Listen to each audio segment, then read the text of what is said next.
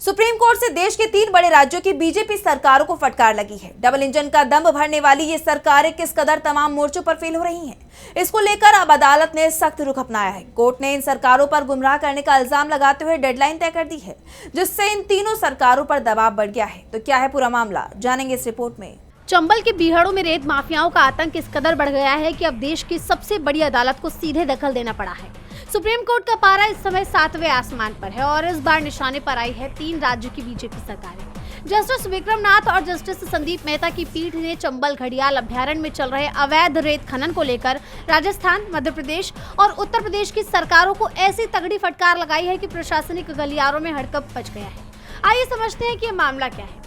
दरअसल चंबल का इलाका पर्यावरण और घड़ियालों के संरक्षण के लिए बेहद संवेदनशील माना जाता है, लेकिन लंबे समय से यहाँ रेत माफिया बेखौफ होकर अवैध खनन कर रहे हैं। कोर्ट में सुनवाई के दौरान मध्य प्रदेश के मुरैना जिले की एक मीडिया रिपोर्ट का जिक्र आया, जिसमें दिखाया गया कि कैसे बिना नंबर और बिना रजिस्ट्रेशन वाले ट्रैक्टर ट्रॉली सरेआम रेत की अवैध ढुलाई कर रहे हैं।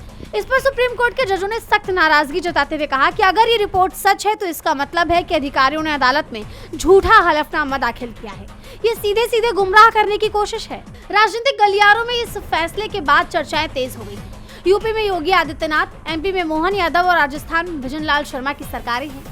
डबल इंजन की बात करने वाली और कानून व्यवस्था माफियाओं के खात्मे का दम भरने वाली बीजेपी के लिए ये अदालती फटकार किसी बड़े झटके से कम नहीं है। विपक्ष को भी बैठे बिठाए मुद्दा मिल गया है कि जो सरकारें कानून का राज होने का दावा करती हैं, वो रेत माफियाओं के सामने इतनी बेबस क्यों है। कोर्ट ने भी साफ पूछा कि आखिर वन रक्षकों के खाली पड़े पदों को अब तक भरा क्यों नहीं गया। क्या सिस्टम जानबूझकर आंखें मूंदे बैठा है। अदालत ने अब इन तीनों सरकारों को अहम निर्देश दिए हैं।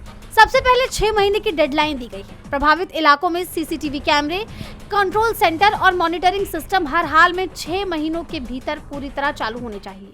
वहीं गाड़ियों की जब्ती का भी निर्देश दिया गया है। अवैध खनन में शामिल फर्जी नंबर प्लेट या बिना रजिस्ट्रेशन वाले वाहनों को तुरंत जब्त कर कानूनी कार्रवाई शुरू की जाए। वहीं जल्दी भर्ती का भी निर्देश दिया गया है कि वन विभाग में खाली पड़े गार्ड्स के पदों को तुरंत भरा जाए ताकि निगरानी मजबूत हो सके।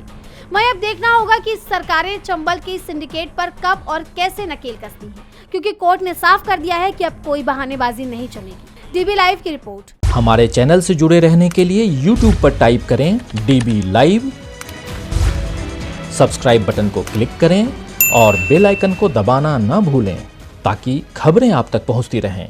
देखते रहिए डीबी लाइव, क्योंकि यहाँ हैं खबरें लगातार।